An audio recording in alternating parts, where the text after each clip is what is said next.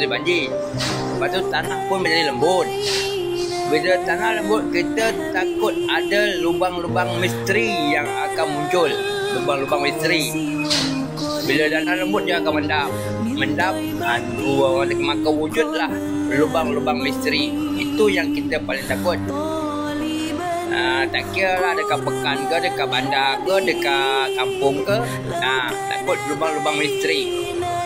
Dah dekat tengah jalan raya ke, cuba kamu fikirkan, kalau lubang misteri itu dekat kamu tak apa, buat rumah bawah.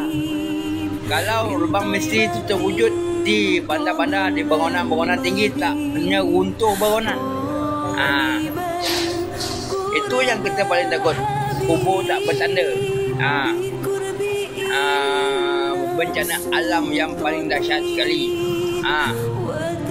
Kubur tak bertanda. Tanah mendam akibat daripada banjir.